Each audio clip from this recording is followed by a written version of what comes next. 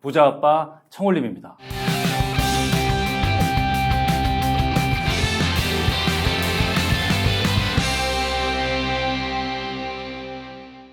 실패.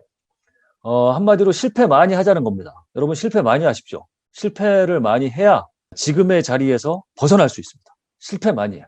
인생을 바꾸고 싶냐? 그러면 딴 거 하지 말고 실패 많이 하십시오. 95라는 숫자는 뭐냐면 제가 직장 나와서 투자했던 투자 첫 해에 경매 폐차했던 횟수입니다. 제가 첫 해에 낙찰을 25건을 받고 매매를 6건을 해서 1년 만에 지방에 부동산을 31건을 매입을 했었어요. 네. 굉장히 많이 했던 거죠. 제가 직업적으로 이제 했던 거고. 근데 전부 경매 베이스였고 천안서부터 익산까지 전국을 다 돌아다니면서 저렇게 했던 겁니다. 입찰한 거 숫자를 세보니까 1년 동안 120건을 입찰을 했고 120건 입찰한 거 중에 95건을 폐찰하고 25건을 낙찰받은 거죠. 폐차할 수가 훨씬 많은 거지. 제가 저때 95번 폐차한 거에 집중했더라면 그러면 아마 그 뒤로 부동산 투자 계속 못 이어나갔을 것 같아요. 네, 폐차한 거에 집중하면. 저는 폐차한 거에 집중하지 않고 낙찰받은 거에 집중하고 120건을 입찰했다는 것 자체의 의미를 두려고 노력을 많이 했습니다. 근데 제가 저렇게 120건을 입찰했는데 그중에 95건을 폐찰했다 그래가지고 저는 실패한 거냐? 그게 아니라는 거지. 그게 아닌 거예요.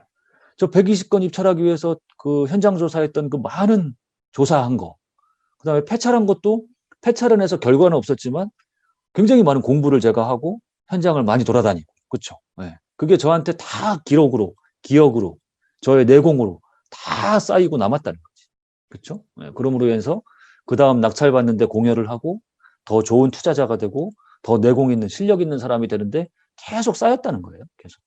네. 네. 저는요. 부동산 투자를 그동안 제가 직업으로 해오면서 여러분들이 알고 모르게 실패를 굉장히 많이 했어요. 실제로는. 제가 경매 입찰했는데 잘못 입찰해서 위험한 물건인데 괜히 뭣도 모르고 투자했다가 아이고 뜨거워 하고서 보증금 10% 보증금 몰수당하고 한 건도 있고요. 상가 투자 잘못해서 완전 몇 년 동안 진짜 엄청난 고생을 하고 겨우겨우 빠져나오고 그리고 아파트도 완전 꼭지대 상투에 중대형 아파트 분양받았다가 오랫동안 팔지도 못하고 결론적으로는 3억 정도 손해보고 팔았는데 저게 말이 3억이지 실제로 뭐 그 기간, 기회비용 이런 거 다 치면 한 10억 정도 손해본 것 같습니다. 한 건 투자 잘못해서. 네. 그런 경험도 있고 그리고 지금 보유하고 있는 부동산 물건 중에 팔고 싶은데 안 팔리거나 팔지 못하는 물건도 되게 많아요. 이러저런 이유로. 네. 저처럼 투자 많이 하고 오래 하고 한 사람들은 이런 비슷한 경험 다 합니다. 지금 여기 이 화면에 들어있는 것만 딱 보면 어떤 생각이 듭니까? 부동산 투자 잘못하면 폭망하겠구나. 큰일 나겠구나. 나는 부동산 투자 같은 거 하면 안 되겠다.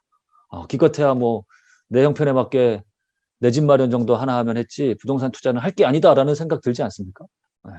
근데 그렇지 않다라는 거예요. 저렇게 실패하는 거 경험하고 하면서 그러면서 그 실패를 또 디딤돌 삼아서 또 가는 거예요. 가고 실패했다가 한 번 실패하고 두 번, 세 번 성공하고 또 한 번 실패했다가 그거 경험 삼아서 또 올라가고 네. 그런 말도 있지 않습니까? 성공하면 배운다. 실패하면 많이 배운다. 이게 진짜 맞는 말입니다. 진짜 맞는 말이에요. 네. 그 실패한 거에서는 진짜 큰 교훈과 깨달음을 얻고서 그 다음에는 다시는 그와 같은 실패를 하지 않으려고 노력을 하는 거죠. 하늘이 큰 그릇을 만들려는 사람에게는 반드시 먼저 그에게 고난을 준다. 마음을 괴롭히고 뼈를 깎는 고통을 주고 가난에 빠지게 한다. 그 이유는 참을성을 기르고 지금까지 할 수 없었던 일을 할 수 있게 하기 위함이다. 여러분 무슨 일을 하시다가 뭔가 좀 계속 막혀. 안 돼. 힘들어. 고통스러워. 그러면 잘 되고 있다고 생각하면 거의 맞습니다. 네. 반대로 우리는 반대로 생각해. 어떤 일을 하는데 걸림돌도 생기지 않고 누가 반대하지도 않고 문제도 안 생기고 잘 풀려. 그러면 되게 좋아합니다. 그죠? 완전 그냥 순풍이구나. 네, 탄탄대로구나. 이거 대단히 큰 문제일 확률이 높고 보다 정확하게 말씀드리면 문제가 안 생기고 중간에 삐걱거리지 않는 거는 별 볼 일 없는 일입니다. 그렇게 보면 거의 맞아요. 정말 대단하고 진짜 도전하고 아주 정말 새롭고 진짜 우리 자체를 확 바꿀 수 있는 그런 일이라면 절대 중간에 문제가 안 생길래 안 생길 수가 없습니다. 오히려 큰 문제들이 많이 생겨야 돼요. 큰 문제가 많이 생기면 오케이, 올 것이 왔구나. 제대로 가고 있구나. 그럼 이 문제를 어떻게 해결하면 좋을까? 그러면서 앞으로 나아가면 된다. 그게 세상의 이치다. 그럼 결국 제가 여러분께 이 실패를 통해서 드리려는 말씀은 뭐냐? 결국은 실행하라는 거예요, 실행. 응? 실패 두려워하고 안 될 거 두려워서 실행하지 않으면 안 된다.